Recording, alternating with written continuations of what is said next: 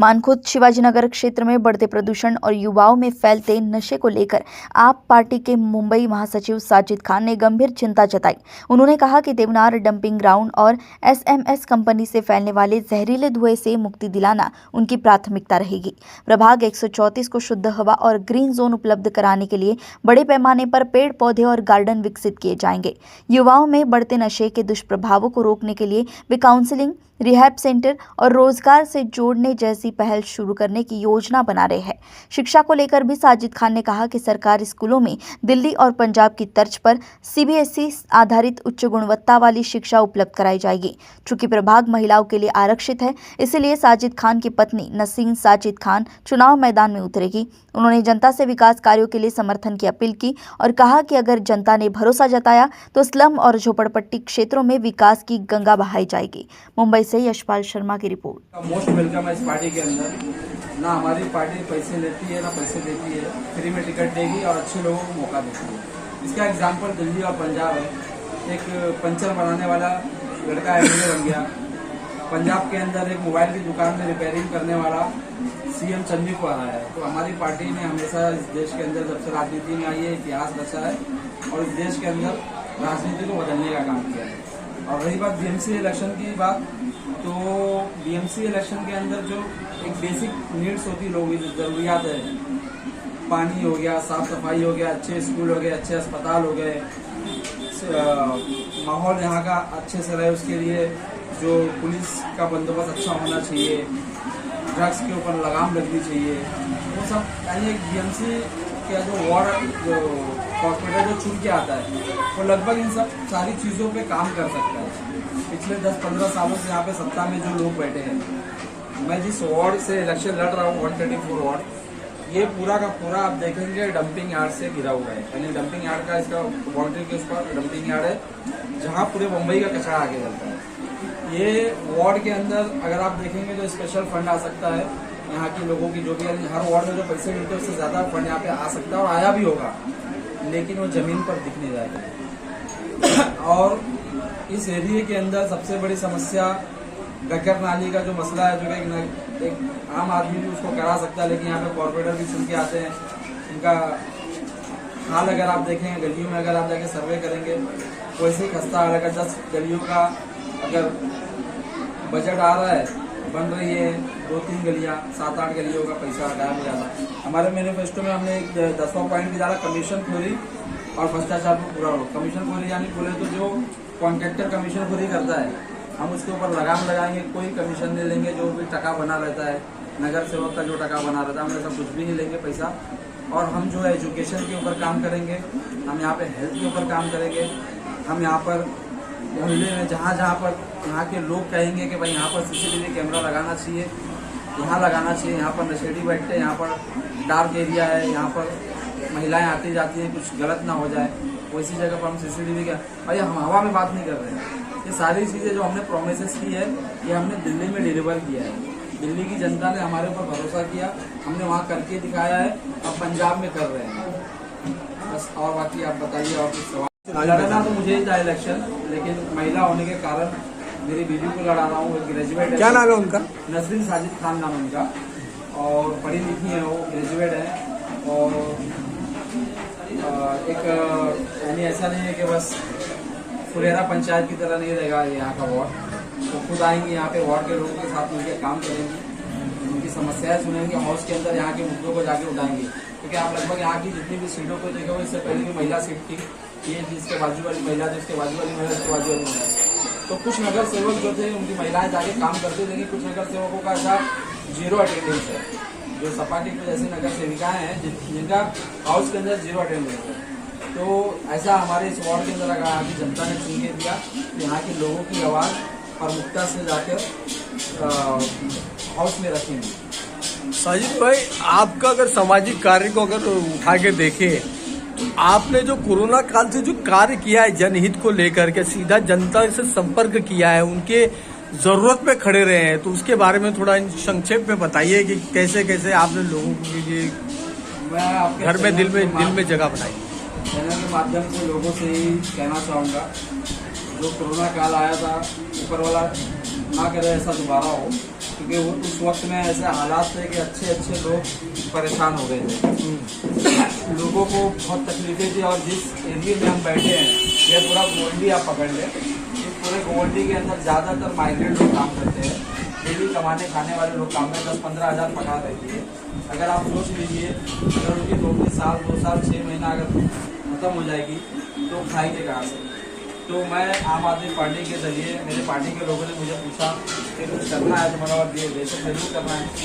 उन लोगों के साथ में मैंने पार्टी वालों की मदद से और हमारे सब साथियों के साथ मिलकर हमने 12 नंबर रोड पे एक कम्युनिटी किचन बनाया था, जहाँ 7,000 पाव भाजी दिन में और 7,000 पाव भाजी रात में लंच और डिनर होम डिलीवरी करते थे। वहाँ पे गर्दी लगा के नहीं देते थे, सबके घर घर जाके पहुँचाते थे। उसके बाद में हम लोगों ने सूखा राशन बांटा, 38,000 राशन किट बांटा और खाली इस वार्ड के अंदर नहीं बांटा, पूरे गोवंडी के अंदर बांटा। और एक बात नहीं बांटा, जिस घर पे हमने दिया उस घर पे हमने 2 साल तक ये कंटिन्यू किया। वो हमारे पास पूरा डेटा है, हर वार्ड वाइज हमारा डेटा है। चिपलूर के अंदर फ्लड आया, हम वहाँ पर गए, तो हम राजनीति को देख के वो काम नहीं कर रहे थे, क्योंकि उस वक्त ना इलेक्शन का ना कुछ था।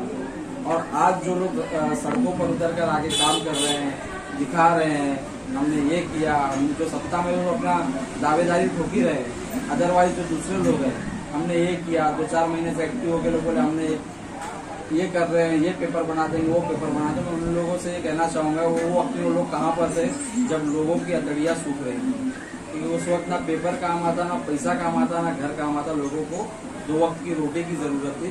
और यहाँ पर गोवंडी में वैसे लोग भी थे जो कर सकते थे काम, लेकिन उन लोगों ने अपनी जेब के ऊपर जेब के अंदर हाथ नहीं डाला। मैंने पुरानी वीडियोज़ अगर आप उठा के देखोगे, मेरा जब भी राशन बनता था मैं लोगों से अपील करता था कि भाई कुछ ही सालों में इलेक्शन है और मैंने सुना है कि यहाँ पर इलेक्शन जो होता है 1 करोड़ 2 करोड़ 4 करोड़ रुपया खर्चा होता है। भाई ये अच्छा वक्त है खर्चा करने का, आप लोगों के दिलों में जगह बना सकते हो। मेरे पुराने वीडियोस आप देखोगे फेसबुक इंस्टाग्राम पे पड़ी हुई है। मैं अपील करता था लोगों से, और मैं जब राशन बांट रहा था मेरे राशन बांटने के टाइम पे मैंने कभी किसी का चेहरा नहीं दिखा, कौन से पॉलिटिकल पार्टी से आ रहा है या कौन सा संस्था से आ रहा है, कुछ नहीं। मैंने कोई किसी एरिया का समाज, कोई अदर पार्टी का है, कुछ यानी लगभग जितनी पार्टियां हैं गोवंडी के अंदर सब लोगों को मैंने उनके जरिए उनके लोगों को राशन पहुंचाया है। ये मेरी औकात और हैसियत नहीं थी, मेरी नीयत साफ थी।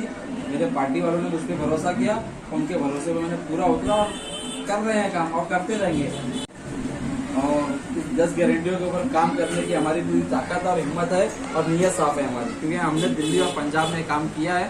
तो अगर हमें यहाँ के लोग मौका देंगे तो हमें 10 गारंटियाँ जो हैं, ये मेरा खुद का इस वार्ड के लिए मैनिफेस्टो है। ये सारी चीज़ें इंशाल्लाह मैं 1-1.5 साल के अंदर पूरी कर दूँगा।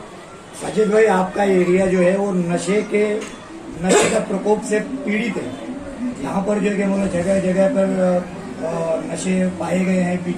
पिछले कई दिनों से जो कि टॉयलेट में 1 करोड़ की जो है मतलब शीशियाँ मिली थी। 1.5 करोड़ के शौचालय आज वो गोदाम बन गए, नशीले पदार्थ मिल रहे हैं। ये बहुत बड़ा दुर्भाग्य है। पहली बात तो ये शौचालय बनना नहीं चाहिए था, ये बहुत बड़ा करप्शन है, क्योंकि यहाँ पर जितने भी घर हैं लगभग सब घरों में टॉयलेट बाथरूम सब है। लेकिन इन लोगों ने फिर भी अगर बनाया है तो उसको अच्छी चीज़ों के लिए यूटिलाइज कर सकते थे। आप डबल माला बनाने की आपको पहली बात तो ज़रूरत नहीं थी। अगर आपने बनाया है डबल माला तो उस पर ऊपर अगर बाथरूम ना बनाकर कोई स्किल सेंटर मोहल्ले के हिसाब से या बुजुर्गों के लिए बैठने के लिए या कोई क्लासेस इनकी ऐसा जिम खोल देते, शायद वो ज़्यादा बेनिफिट होता और वो नशे का अड्डा नहीं बनता।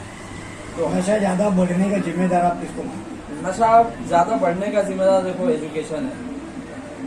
अगर जब तक कि इंसान पढ़ा लिखा नहीं होगा उसको अच्छे और बुरे की समझ नहीं होगी। कोई नेता को दोष देना वो गलत बात है, क्योंकि बेशक नेता की जिम्मेदारी बनती है, उसकी नैतिक जिम्मेदारी है। यहाँ के एमएलए, यहाँ के एमपी की सबसे बड़ी जिम्मेदारी बनती है कि लॉ एंड ऑर्डर को टाइट करें ताकि नशा इतने आसानी से ना मिलता है। लेकिन फिर भी अगर लॉ एंड ऑर्डर अगर टाइट भी हो जाएगा तो नशा बिकेगा।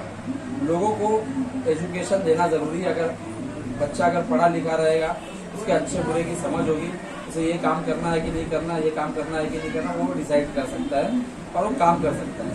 लेकिन यहाँ पर जब एजुकेशन नहीं है तो बेरोजगार है तो करेगा बैठा तो सस्ते से सस्ता महंगे से महंगा नशा यहाँ पर बहुत आसानी से अवेलेबल मिल जाता है। आप यहाँ पर अगर सारे नेता भी जानते हैं, यहाँ के मीडिया वाले भी जानते हैं, यहाँ के पुलिस वाले भी जानते हैं, लेकिन जो नशा कर रहे हैं वो भी हमारे भाई है, और जो बेच रहे हैं उनको समझाने की ज़रूरत है, और जो नशा कर रहे हैं उनको समझा के उनकी काउंसलिंग की ज़रूरत है। हमारे एक पॉइंट जो हमारी गारंटी है उसके अंदर एक पॉइंट ये भी है कि हम यहाँ पे काउंसलिंग सेंटर खोलेंगे, और अगर जो बच्चा सामने से अगर हमारे पास आए उनकी फैमिली लेके आएगी उनको हम रिहाब सेंटर भेजेंगे, तो पूरा हमारे खर्चे पे, बीएमसी के खर्चे पे हम कराएंगे।